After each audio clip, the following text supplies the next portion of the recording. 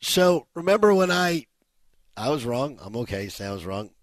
I thought Roger Goodell would let the suspension stand, but you had enough people who were like, this is not enough. And Roger Goodell has, on some level, acquiesced, and probably rightfully so acquiesced, to the desires of so many. And they have now filed an appeal to the 6-game suspension of Deshaun Watson, which there's a lot to it. Okay, there's a lot to it. Here's the NFL's appeal. On Monday, Judge Sue L. Robinson, independent disciplinary officer jointly appointed by the NFL and the NFLPA, issued her ruling in the personal conduct policy matter regarding Deshaun Watson. Under the 2020 NFL and NFLPA collective bargaining agreement, the CBA, the factual findings of the disciplinary officer are binding and may not be appealed. Judge Robinson found that Mr. Watson violated the NFL's personal conduct policy on multiple occasions and suspended him for 6 games. The CBA affords both the NFL or NFLPA the right to appeal the decision imposed by the disciplinary officer. Such an appeal must be filed within 3 days and would be heard by the commissioner, that's Roger Goodell, or his designee. The NFL notified the NFLPA that it will appeal Judge Robinson's disciplinary decision and filed its brief this afternoon. Commissioner Goodell will determine who will hear the appeal. So remember, as much as Goodell is no longer the immediate judge, juror, and executioner, now he does become so. And this can work out a multitude of ways. Obviously, he could find some sort of middle ground. He could, in like an 8 or 9 game suspension, he could go for the year-long suspension. And remember, if a suspension is levied, Deshaun Watson potentially could sue, and he could go to court, and he could actually play earlier rather than later. To answer the question as to what I think happens, I mean, I don't think there's any question that Goodell will. I think Goodell's going to hear this one himself. I think this is one in which, and the wording is really interesting. It's like, wait a second, we don't have any problem with her findings, and we can't challenge her findings. Her findings say that this was a major disciplinary problem. We have a problem with her ruling and how she came to the number 6 games. Buyer, give me your best sense. Like, we're just guessing here. Okay, I'm guessing that the NFL does go for I don't think they go for a year. Not because the NFLPA threatened a lawsuit, but I think there's got to be some sort of middle ground between 6 and a year, and that's what he ultimately gets. Well, give me your guess. The NFL, I don't know, but I can tell you this. I thought he was going to get a year before she ruled 6 games. And we had found out that the NFL would, in their settlement talks with the Players Association, were willing to go to 12. Yep. So that's the middle ground that you talk about. That's where maybe this likely ends up settling. But that 12 number was put out there by reports when Sue Robinson said, hey, you guys figure this out. I'm encouraging settlement talks. You guys, figure this out on your own. The NFL, according to reports, that in those talks were willing to go to 12 games. So I think that they would take that if that was the case. That's just now it's, to your point, now the NFLPA, could challenge it on their own, and now you're in a whole mess. The question that I have, to your point, about if there is a court situation that ends up following is with Deshaun Watson's contract that only pays him $1 million this year, but 45 plus, or whatever it is, the next year. If this goes on into next season, at what point, if you're Deshaun Watson, do you say, all right, I'll just serve the suspension so I don't lose that $45 million that I'm playing for in 2023? The amount of money that he's not getting, paid is so minimal in 2022 that if this were to stretch out and last even longer, and all of a sudden a suspension would happen, in 2023, now you're losing that part of your salary, from how I understand it. Well, remember, the NFL also wanted a substantial fine in the neighborhood of $5 million. So I'm sure that will also be part of this equation Jason Stewart, give me your best sense. I mean, I think Beyer has a really good feel for everything in the story, and his thoughts make sense. But again, you've been, you're just along for this ride, just like the rest of us are. What do you think happens? Yeah, I mean, I think we've watched enough Law and Order or crime shows or court shows to know that the deal before the settlement is often different than the deal after the settlement. I think Goodell's had, a day and a half to 2 days now to get the public response to this. I don't know if they go back to the deal they were willing to do, which was the 12 games and $5 million. I think they wanted the indefinite suspension and like $8 million going into this whole thing. I don't even know what my gut is on this, but I really hope they get a full year. Not that it's going to satisfy the people on the far end of the spectrum on this thing. There are a lot of people that are pissed off, but the full year just seems right. And I think that's what we kind of felt this entire off season, that a year was appropriate. Go ahead, John. My question is, I'm sorry, I keep forgetting. I don't want to throw wrong names out, but was it Ray Rice who hit his girlfriend? Yes. Okay. And then they gave him the 2-game suspension. That was put down by Roger Goodell, correct? Yes. Okay. And then everybody got mad and said, hey, this guy can't be giving out stuff because he doesn't give out the right. So let's go to somebody else to give a proper ruling.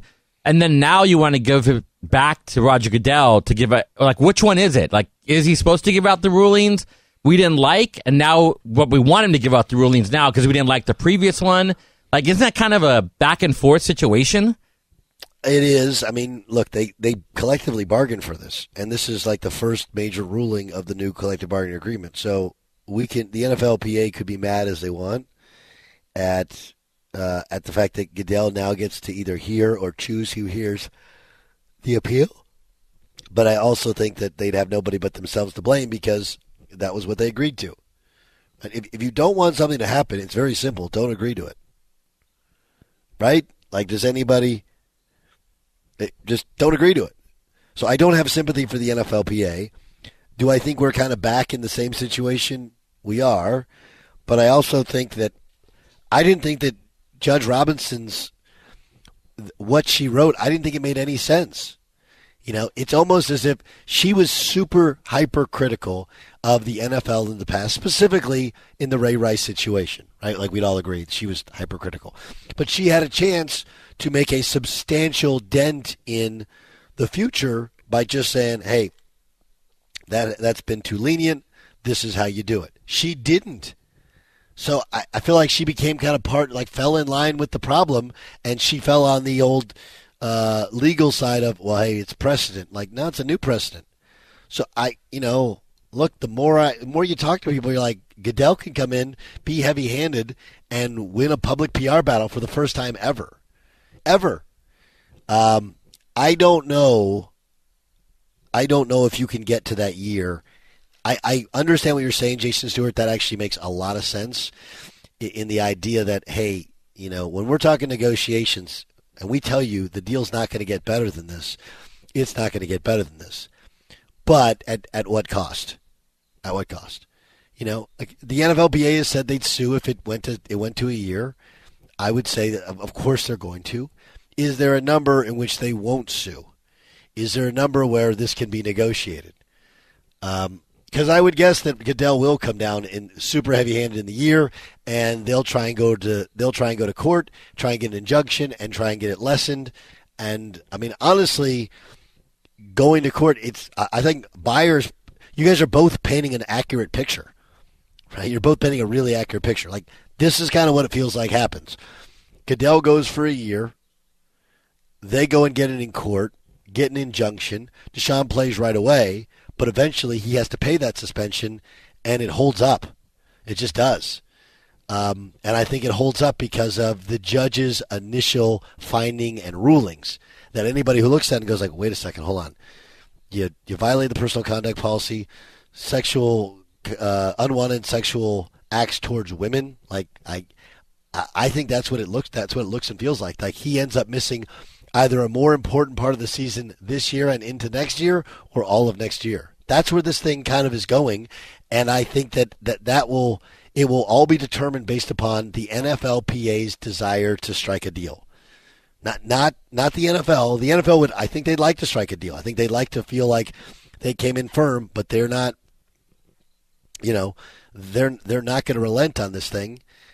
But no one wants to have this thing drag out. No one wants to bring in, federal court or state court or whatever. I think that's what ends up happening.